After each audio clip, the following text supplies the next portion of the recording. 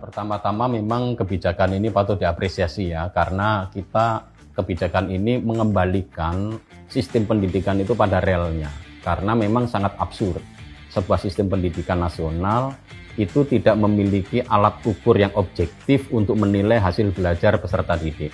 Memang di dalam Undang-Undang Sisdiknas kita itu kelulusan jelas, itu hasil belajar dan kelulusan diserahkan kepada sekolah, satuan pendidikan. Tetapi di situ juga ada amanat untuk menilai hasil belajar, untuk menilai ketercapaian standar nasional pendidikan. Tentu kalau kita berbicara tentang standar nasional pendidikan itu kan bermacam-macam ya. Tapi dalam konteks kemampuan akademik tentu yang kita nilai adalah kemampuan mereka menguasai materi-materi yang dipelajari, yang menurut negara itu penting untuk dikuasai anak-anak Indonesia. Dan tentu di sini kita tidak memilih semuanya.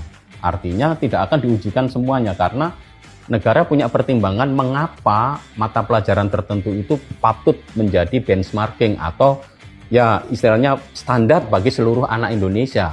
Yang sudah dipilih saya rasa tepat ya bahasa Indonesia dan matematika. Ini karena memang bahasa Indonesia dan matematika ini menurut banyak penelitian yang bahasa Indonesia tentu saja sebagai alat pemersatu bangsa. Semua anak di seluruh Indonesia perlu memiliki kemampuan bahasa Indonesia yang minimal SD dia kuasain apa, SMP seperti apa, SMA seperti apa.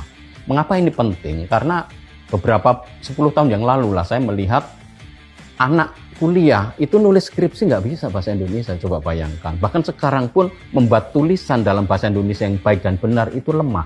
Nah ini kan membuat kita sulit memahami realitas, bahkan membahasakan realitas dan persoalan di lapangan saja tidak bisa kalau kita tidak memiliki kemampuan berbahasa. Dan itu nanti menjadi gawat karena kita bisa salah sasaran menyelesaikan persoalan itu dari sisi bahasa Indonesia. Tetapi bahasa Indonesia ini kan juga menjadi bahasa pemersatu. Satu-satunya alat yang efektif untuk mempersatukan bangsa Indonesia yang bineka ini ya dengan bahasa Indonesia.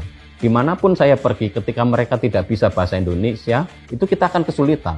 Tetapi selalu saja lewat pendidikan ada anak-anak atau orang yang bisa bahasa Indonesia, maka komunikasi tetap bisa berjalan dengan lancar. Lalu matematika. Matematika ini penting, kenapa? Karena menurut penelitian dari SBMPT ya, jadi dari panitia untuk seleksi masuk perguruan tinggi di konsorsium itu, matematika ini relatif tidak bias. Artinya apa? Matematika ini sebagai batu uji itu dia bisa meminimalisir perbedaan status sosial ekonomi. Jadi anak yang dari keluarga yang terbatas maupun anak dari keluarga mampu itu relatif seimbang ketika dia harus beradu dengan persoalan matematika.